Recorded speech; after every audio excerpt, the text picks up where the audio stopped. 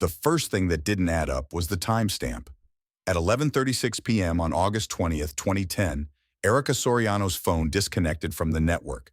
The termination log from her service provider captured the moment with clinical precision. Last known location, tower ID, signal strength, all accounted for. On its own, this was routine. Phones disconnect all the time. They're powered down, batteries die, signals drop. But then came the message. Recovered from the handset's internal memory, a text draft, timestamped 2:14 a.m. on August 21st, nearly 3 hours after the phone's last handshake with the network. The message read, "We need to talk tomorrow about the pregnancy." It was unsent, never transmitted across the network, but it existed, recorded by the device itself. That discrepancy opened the first gap in Erica Soriano's disappearance. And gaps in a timeline. Those are where investigations start. The phone's metadata told its own story. The network-side data confirmed the disconnection time, cross-referenced through routing logs, tower handover records, and signal strength analytics. Forensics traced the signal's path from Erica's apartment building, confirming a stable, uninterrupted network in the area. No outages, no dead zones, no service disruptions. So why did the phone stop communicating at exactly 11:36 p.m.? Forensics moved to the device. The Nokia handset, powered off when recovered, still contained critical logs. Its system clock, operating independently once the SIM was removed, recorded the draft message at 2:14 a.m. Analysts considered clock drift. Older devices could lose synchronization with network time. But even under the worst conditions, the calculated drift margin couldn't explain a 3-hour gap. 2 or 3 minutes off? That was plausible. 3 hours? Impossible. So if the device was off the network but still operating, the question followed. Who was holding it? Digital forensic teams escalated the review. Firmware tampering? None detected. Clock adjustments? No logs of manual resets? The phone's internal history showed no anomalies. That message had been drafted after the phone lost contact with the outside world. The device's SIM card had been removed, a detail confirmed in the physical examination. It was recovered later, found near Erica's purse. Clean removal, no damage. A small, deliberate act. Pulling the SIM prevented the phone from reconnecting to the network, effectively silencing it. But it didn't power the phone down. The handset could still be used, its internal clock ticking independently. That led investigators to the critical question, why compose a message if you had no intention of sending it? Was Erica trying to document something? A final thought written but unsent? Or was someone else using the phone, deliberately drafting a message to manipulate the timeline? Forensic analysts modeled scenarios. If Erica had removed the SIM herself and written the message offline, it suggested paranoia, an intent to sever digital ties. But that didn't align with her established behavior. She wasn't tech-savvy. She had no history of disabling devices or hiding her movements. If someone else held the phone, removed the SIM, and wrote the message, what was the intent? To stage something? To throw off investigators? Either way, the act was deliberate. Investigators turned to cell tower logs again, not for Erica, but for Daniel Lagostena. Daniel's phone activity stopped at 10:30 p.m., an hour before Erica's device disconnected. His phone went dark. No further tower pings, no outgoing or incoming communications. When investigators later questioned him, Daniel claimed he turned his phone off early that night to rest, avoiding distractions. But here's the thing. In missing persons cases, phones that go dark rarely do so by chance. They're silenced. His phone didn't reactivate until 7 a.m. the next morning. Layering the tower logs together revealed an overlapping silence. Daniel's phone vanished from the network first, then Erica's, one after the other. That overlap wasn't coincidental. It was orchestrated. Adding weight to the sequence, analysts reviewed Erica's past digital behavior, routine calls, frequent messages, no pattern of device shutdowns or SIM swaps. That night, everything stopped, and the phone, her only connection to the outside world, was reduced to a tool without a network. Operated offline. The message's content, short as it was, provided another angle. We need to talk tomorrow about the pregnancy. It was direct, measured, the kind of message someone drafts when trying to maintain control of a situation, not something written under duress. If Erica wrote it, why didn't she send it? If someone else wrote it, what were they trying to imply? It's worth noting, draft messages aren't time-stamped by the network. Only the device records that time. It's easy to manipulate, to backdate or forward date content by adjusting the system clock. But in this case, forensic analysis showed no evidence of tampering. The handset's clock remained consistent with its last synchronization window, aligned with the network before disconnection. The timestamp stood, which left only one possibility. The phone remained powered, offline for 3 hours post-disconnection, and in that time someone drafted the message, someone familiar enough with Erica's life to reference her pregnancy, someone controlling the timeline. Forensic analysts documented the sequence.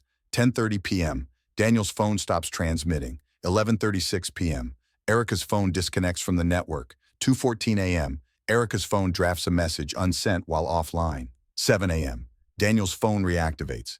The sequence formed the first structure in a case with no body, no crime scene, just data, silent data. This wasn't about proving guilt, not yet. It was about understanding control. Who controlled the devices, who controlled the narrative, and in digital forensics, control leaves a mark. One investigator wrote in his notes, "The disconnection was too clean, too linear. If this was random, we wouldn't see a pattern. And patterns don't lie." The luminol reaction didn't light up the apartment the way television shows like to depict. There was no dramatic glow, no obvious outline of a crime. But in the hallway, just that narrow stretch between the bedroom and the front door, there was something that shouldn't have been there. Or rather, something that shouldn't have been scrubbed away. The initial sweep came back negative for visible bloodstains, but protocol demanded chemical testing. When luminol was applied, a faint chemical trace revealed itself along the baseboards and corners of the hallway. No splatter patterns, no clear evidence of violence.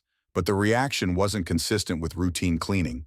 The pattern stopped abruptly at the threshold of the bedroom and didn't extend into any other living space. This wasn't a case of an overzealous cleaner wiping down the whole apartment. It was selective, targeted. Forensic examiners documented the chemical spread, swabbing for further analysis. They cataloged the area cleaned, marked the irregular edges of the reaction zone, and bagged samples for lab processing. The chain of custody was logged. Every swab, every measurement accounted for. The first report came back within 24 hours, no blood proteins detected. On the surface, that might have sounded like a dead end, but experienced investigators know that absence isn't closure, it's a red flag. Further chemical analysis revealed residual traces of sodium hypochlorite at higher than normal concentrations. Industrial-grade bleach, not the diluted household variety. The concentration was inconsistent with domestic use, but matched formulations used in commercial cleaning operations. And here's where the details tightened. Daniel Lagostena's family business, the funeral home, routinely stocked such cleaning agents for sanitation purposes.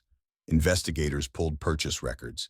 2 weeks before Erica Soriano's disappearance, an order was placed for industrial cleaning supplies, bleach, solvents, and absorbent materials. Nothing illegal, nothing unusual for a funeral home, but the order quantity exceeded what would normally be consumed in routine operations for that period. And that corridor, the only area in the apartment treated with bleach, stood out like a missing piece in a jigsaw puzzle.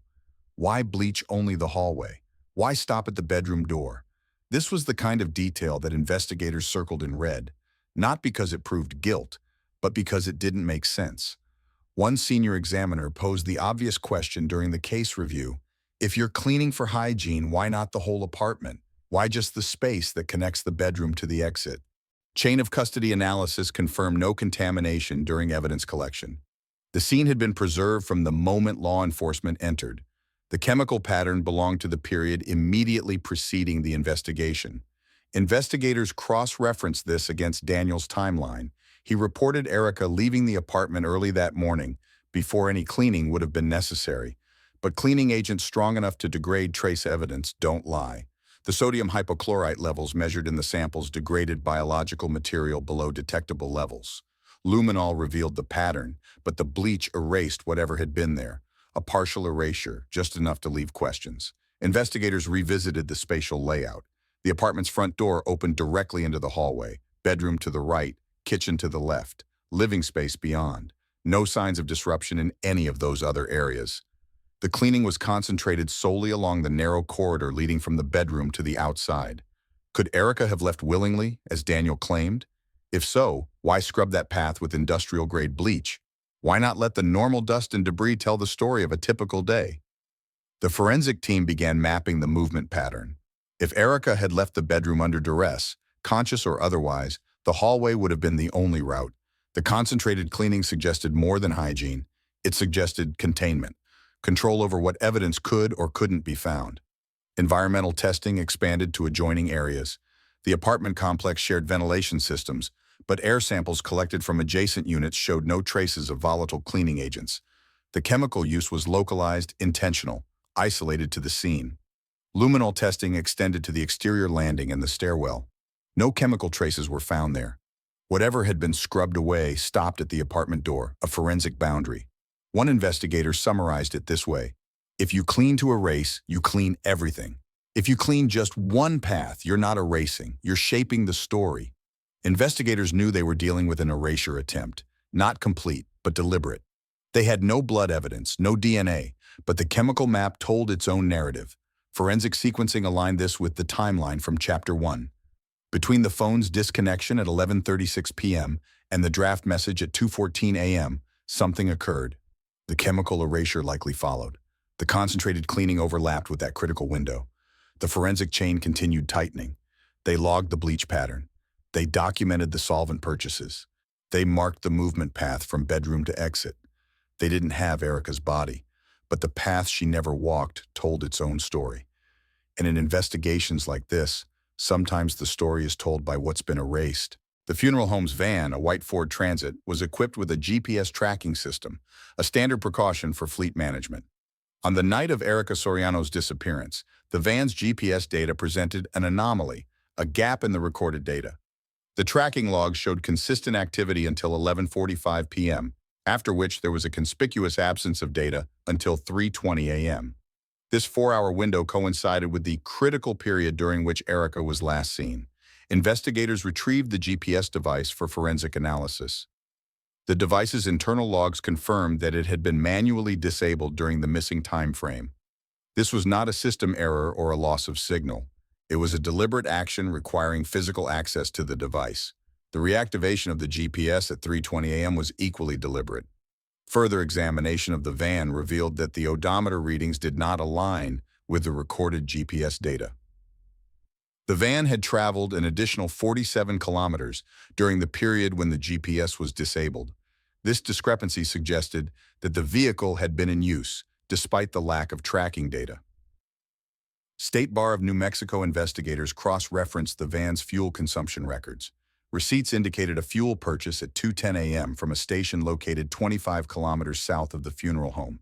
Surveillance footage from the station confirmed that the van had been present at that time, and the driver matched the description of Daniel Lagostena. The route taken by the van during the GPS blackout was reconstructed using traffic camera footage and toll booth records. The van was captured on camera at multiple points along a route leading to a remote wooded area known for its secluded terrain. This area was not associated with any funeral home business or personal connections to Daniel. A search of the wooded area was conducted, focusing on locations accessible by vehicle.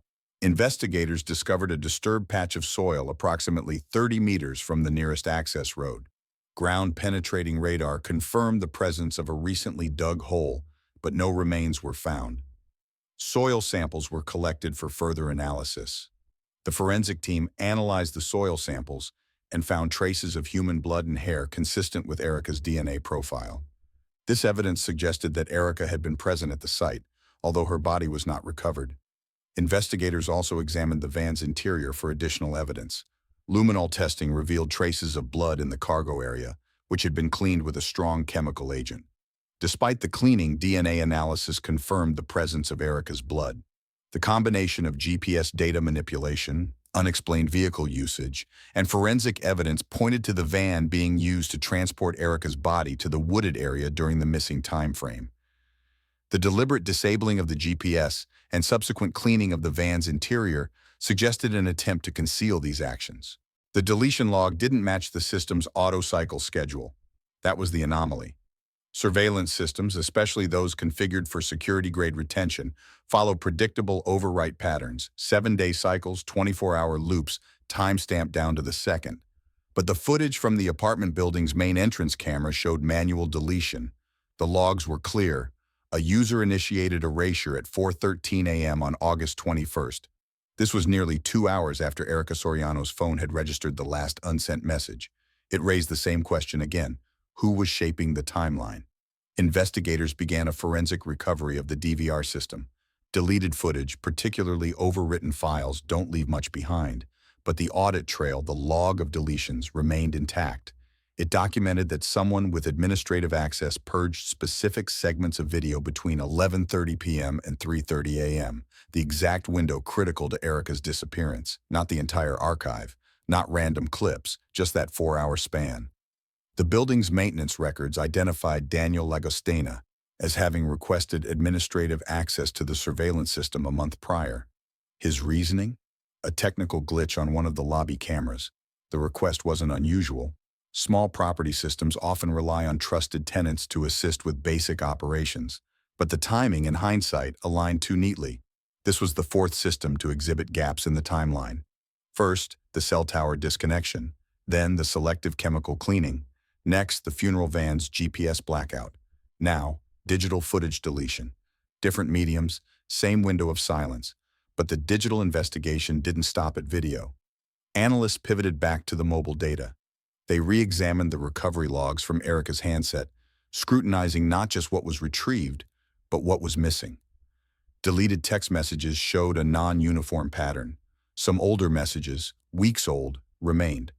Others, specifically those exchanged between Erica and Daniel in the 2 days leading up to her disappearance, were gone. This selective deletion was irregular. Phones purged messages in sequence, either by date or thread. But here, there were gaps. Threads that started mid-conversation, context missing. Forensics traced the deletion events back to handset operations. No remote wiping detected. The erasures were done manually from the device itself. The system logs extracted from the phone's firmware revealed timestamps of these deletions between 10:45 p.m. and 11:30 p.m., just before the phone disconnected from the network. The timing of these deletions overlapped with Daniel's last recorded phone activity prior to his device going dark at 10:30 p.m. One of the lead investigators posed the question that wouldn't leave the room. If Erica deleted those messages herself, why leave older ones intact? Why clear conversations with Daniel right before disappearing? The forensic team examined Daniel's phone again. They performed a deeper metadata analysis, focusing on logs beyond the standard CDRs, app usage patterns, deletion logs, system event traces. The data exposed gaps similar to Erica's device. Threads missing, deletion timestamps overlapping with the critical hours. But Daniel's device had also been powered down before forensic acquisition, making recovery incomplete. Data gaps alone don't prove intent.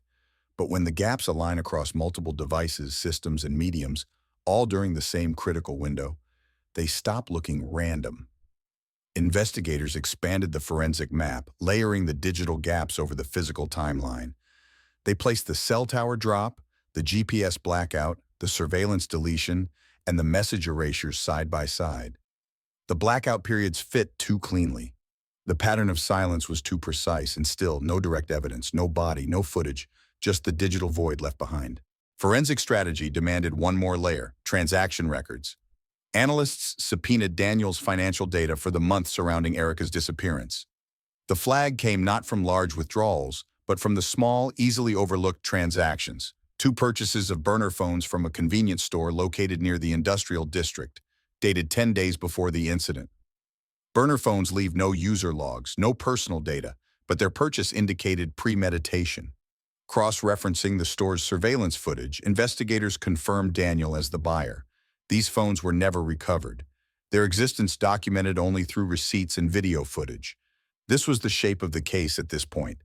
Not built on physical evidence, but sculpted from the absences, the silences, the deliberate gaps left behind. The forensic lead drafted his report.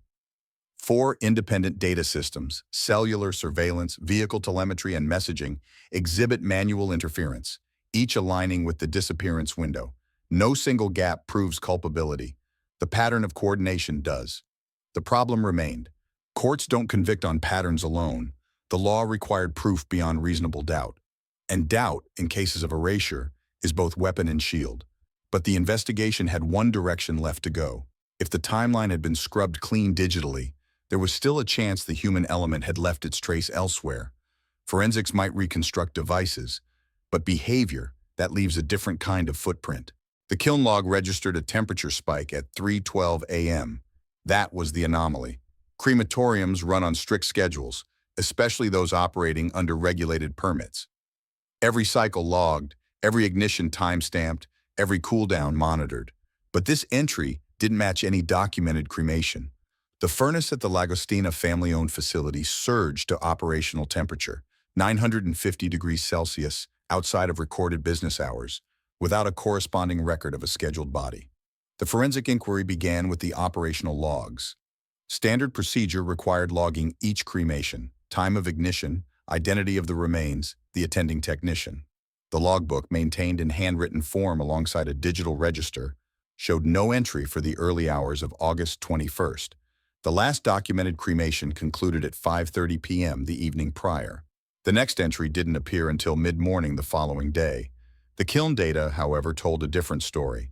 Temperature telemetry from the furnace's control system, recovered by forensic technicians, revealed a heat cycle beginning at 3:12 a.m., peaking just under an hour later, followed by a slow cool-down extending into daylight hours. No body logged, no service scheduled, just heat. Investigators subpoenaed maintenance records and supplier invoices to cross-verify fuel consumption. The propane usage data aligned with an unscheduled burn during that window. Approximately 60 kilograms of fuel consumed, enough for a single cremation cycle. But the absence of a body in the records was more than an omission. It was a breach of operational protocol. By law, every cremation must be documented for chain of custody compliance, matching death certificates, family authorizations, and regulatory oversight. The Lagostina facility had never registered an infraction before. Forensics extended beyond logs. They swabbed the interior of the kiln's exhaust vent, collecting particulate samples for trace analysis. Cremations leave behind residue, phosphates, calcium deposits, chemical signatures of biological matter. Analysts sought out anomalies. They weren't looking for confirmation of human remains. They were looking for a mismatch. The samples returned high concentrations of calcium phosphate, consistent with bone ash. Nothing unusual at first glance, until the forensic lab cross-checked the chemical signature against baseline data from prior documented cremations at the facility. This residue pattern deviated. Slightly higher trace levels of sodium and potassium, common in soft tissue, flagged a potential irregularity. The timing of these deposits, overlapping with the undocumented heat spike, was enough to classify the sample for deeper isotopic analysis. The chain of evidence continued tightening. Further, investigators identified a logistical inconsistency. The facility had ordered an unusual quantity of high-grade kiln liner materials just 2 months prior. The stated purpose, maintenance. The technician logs, however, made no mention of repair or relining during that period. Cremation kilns are relined on a strict schedule, typically once every several years, depending on usage. This unscheduled purchase raised questions. One investigator posed it bluntly during a team review. Why reinforce a furnace that isn't due for maintenance unless you're planning something outside protocol? Cross-referencing delivery invoices confirmed that the liner material arrived and was signed for by Daniel Lagostina himself. This wasn't standard delegation for such tasks. Technicians typically handled these interactions. Forensic strategy escalated. Investigators subpoenaed the facility's employee schedules, focusing on overnight activity. Staff records showed no one logged in between 8 p.m. and 6 a.m. The facility's access logs, controlled by a swipe card system, showed no recorded entries for the early morning of August 21st. But the digital lock system had a flaw. Physical override keys existed, meant for emergency use. The master key register indicated 3 copies, 2 with the senior technicians, 1 with Daniel Lagostina. The gap aligned too neatly. No digital entries, no scheduled cremations. But the kiln burned. Forensic auditors analyzed the facility's surveillance system. External cameras covered vehicle bays and the cremation facility entrance. Like the apartment building, the footage during the critical window was missing. No overwrites, no technical malfunctions documented. Manual deletion again. Another blackout. The investigative team mapped the blackout sequence. 10:30 p.m. to 7 a.m. Daniel's phone inactive. 11:30 p.m. to 3:30 a.m. Apartment surveillance footage deleted. 10:57 p.m. to 6:02 a.m. Funeral van GPS disabled. 3:12 a.m. to dawn, crematorium kiln operational undocumented, 4 systems, 4 independent blackouts. The forensic pattern was undeniable, but proving a body had been incinerated required more than residue. The chain of custody for cremations demanded that paperwork align with physical processes. Here the paperwork vanished, but the process didn't. The forensic report concluded, thermal event recorded outside operational protocols. Residue analysis consistent with cremation cycle. Isotopic variance suggests recent soft tissue incineration. Chain of custody breached. In cases like these, the absence of evidence becomes evidence. No death certificate, no cremation authorization, no remains, just the heat spike, the ash signature, and the silence. One of the forensic leads summed it up during a review session. Kilns don't run themselves. The pattern didn't begin with Erica Soriano. It started long before. Behavioral forensics isn't about isolated incidents. It's about mapping escalation, the gradual amplification of control, aggression, and ultimately, disappearance. When investigators pulled Daniel Lagostena's history, the incidents weren't flagged as violent crimes, but they weren't silent either. 3 previous partners, 3 separate restraining orders. None led to convictions. Each case dissolved under lack of physical evidence or withdrawn complaints. But the pattern of coercion was there. Isolation, manipulation, verbal threats, and then the silence. In each case, the relationships followed a cycle. Early reports described Daniel as charismatic, attentive. Over time that changed. The control set in, limiting social interactions, monitoring movements, managing finances. One ex-partner testified that Daniel insisted on installing home security cameras, not for external threats, but for monitoring her activities. Another described a steady erosion of her independence, from who she could see to when she could leave the house. None of these accounts led to criminal charges, but in behavioral forensics, patterns like these carry weight. Forensic psychologists constructed a behavioral timeline, mapping Daniel's escalation across these relationships. The markers aligned: verbal threats, property control, surveillance, emotional isolation. What was missing in previous cases was physical violence, at least violence that left a trail. The investigators overlaid this behavioral profile onto the forensic timeline of Erica's disappearance. The control was present in the digital manipulation, selective message deletions, burner phone purchases, manual data erasures. Physical evidence had been managed, cleaned, erased. This wasn't a spontaneous act. It was the final step in a pattern of escalation that had been building for years. But even with a clear behavioral trajectory, behavioral forensics alone wouldn't hold in court. The forensic gaps had to be addressed. That brought investigators back to chain of custody. Every piece of evidence, digital logs, chemical residue, vehicle GPS, relied on intact custody. But the funeral home presented weaknesses. The supply chain records, when audited, revealed inconsistencies. A bulk order of high-grade cleaning solvents, traced to the funeral home, had missing invoices. Several orders logged into the system bore forged technician signatures. Cross-checking these names against payroll records confirmed the technicians hadn't been scheduled during those deliveries. The solvents matched the chemical profile found in the apartment hallway and the van. The timeline aligned too closely to ignore. Further, inventory logs for kiln liner materials, delivered just weeks prior to Erica's disappearance, showed discrepancies between ordered quantities and documented usage.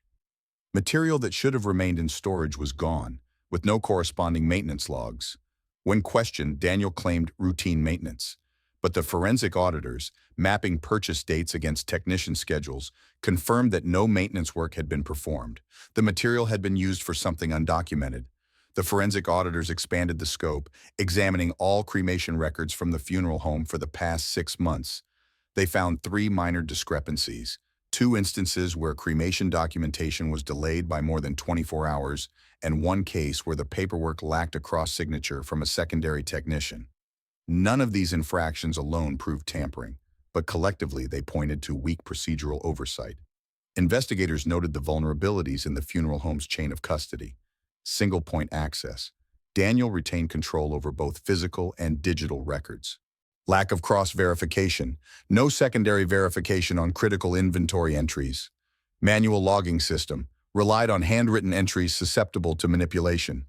These weaknesses became critical when paired with the behavioral profile. Daniel had demonstrated control over partners, Now he exhibited control over physical evidence systems. Behavioral forensics informed intent. Chain of custody gaps enabled the execution. One investigator framed it succinctly. He didn't just control people, he controlled the records. The forensic strategy pivoted. Instead of seeking the missing pieces, they reinforced the chain of custody breakdowns. They documented every lapse, every forged signature, every mismatched delivery, every unlogged material usage. They mapped these alongside Daniel's behavioral escalation. The evidence might have been wiped, but the pattern of erasure, supported by procedural failures, remained.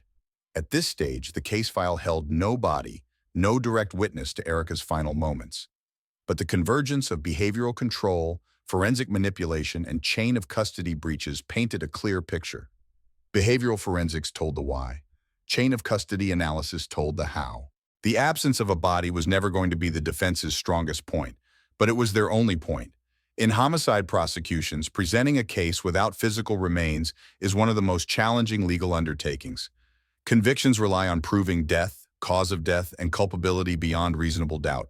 Without a body, proving even the first element becomes contentious. But the forensic team, alongside the prosecutorial staff, had constructed something else, a circumstantial framework so tight that the absence became its own form of evidence. The prosecution strategy meeting centered on this singular question: was the circumstantial case airtight enough? The forensic leads presented the timeline in full, detailing each layer of manipulation. Cell phone blackout. Erica's phone disconnected at 11:36 p.m., with an unsent draft message time-stamped 3 hours later. The SIM card was removed manually. Selective chemical cleaning, industrial-grade bleach applied only in the apartment hallway, consistent with materials ordered under Daniel Lagostena's authority. GPS blackout. The funeral van's GPS manually disabled during the disappearance window, odometer readings showing travel, confirmed surveillance placing Daniel at key locations. Crematorium anomaly. Kiln logs recorded an undocumented heat spike at 3:12 a.m., consistent with a cremation cycle. Residue analysis suggested soft tissue incineration. Surveillance deletions. Both apartment and crematorium security footage purged manually during critical hours. Behavioral pattern. A documented escalation of coercive control, isolated relationships, and procedural dominance, including forged records and chain of custody breaches. For the prosecution, the strongest leverage wasn't one piece. It was the convergence of all these factors. No one gap alone proved homicide, but their alignment across time, space, and medium outlined intent, method, and concealment. The lead prosecutor posed the challenge plainly. Will this case hold in front of a jury without a body? The forensic lead responded with the same precision that had characterized the investigation. The body is in the gaps. In the absence of remains, the prosecution's burden was to present the totality of manipulation. They framed the argument around motive, opportunity, preparation, and erasure. Motive: conflict surrounding Erica's pregnancy, the controlling behavioral history, and Daniel's need to maintain dominance. Opportunity: the timeline gaps, GPS blackouts, phone silences, deleted surveillance, all coinciding with Daniel's sole access to the victim and the funeral home facilities. Preparation: the advanced purchase of cleaning agents, the reinforcement of the cremation kiln lining, and burner phones traced back to Daniel. Erasure: systematic removal of digital and physical traces, manual deletions, chemical eradication, and procedural cover-ups. The prosecution leaned heavily on pattern recognition. They consulted forensic psychologists to contextualize Daniel's behaviors as a textbook escalation of coercive control, culminating in homicide. Jury selection was meticulous. Prosecutors ensured that jurors understood the weight of circumstantial evidence, carefully screening for bias around the lack of a body. The legal team emphasized precedent, other no-body convictions where manipulation of evidence left a trail as damning as fingerprints. At trial, the defense focused on the absence of direct proof, asserting that Erica could have fled voluntarily. They suggested the surveillance gaps, the GPS anomalies, and the missing cremation records were procedural errors, not signs of foul play. But the prosecution methodically dismantled this narrative. They walked the jury through the timeline of silences, the phone that went dark, the van that traveled untracked, the kiln that burned undocumented, the cameras that blinked off. They framed Daniel's control over both people and systems, showing how every gap bore his fingerprints. In the end, it wasn't about any single piece. It was about the pattern of coordinated erasure. No random collection of oversights could align so perfectly without intent. The jury deliberated for 3 days. Verdict: guilty of homicide, aggravated by premeditation and concealment. The sentencing reflected the gravity of the crime. Daniel Lagostina received a life sentence without parole. The court acknowledged the absence of Erica's remains, but underscored that justice in modern forensic law does not require a body, only proof that a life was taken and erased. The case became a national precedent in Argentina, demonstrating the strength of circumstantial evidence fortified by forensic sequencing. Legal scholars reflected on the investigation as a model of interdisciplinary prosecution, where digital forensics, behavioral analysis, and procedural auditing combined to expose the truth. One prosecutor summarized it best at the closing statement. "We didn't recover Erica's body, but we recovered the truth of what happened to her."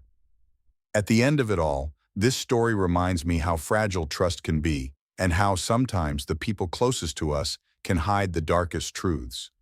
I've shared this case not just to recount what happened, but to spark reflection about the relationships we build, the signs we overlook, and the systems that can either protect or fail us. What do you think? Can trust ever truly be rebuilt after it's broken so deeply? I'd love to hear your thoughts, whether you've experienced something similar or just feel moved by the story. If this video resonated with you, share where you're watching from or tell me how it made you feel. And if it didn't quite land for you, I want to know that too. Drop a comment. Let's talk. Your feedback helps this channel grow and brings these important stories to more people. Don't forget to subscribe if you haven't already, so you don't miss the next case we dive into together. Stay safe, stay aware, and I'll see you in the next one.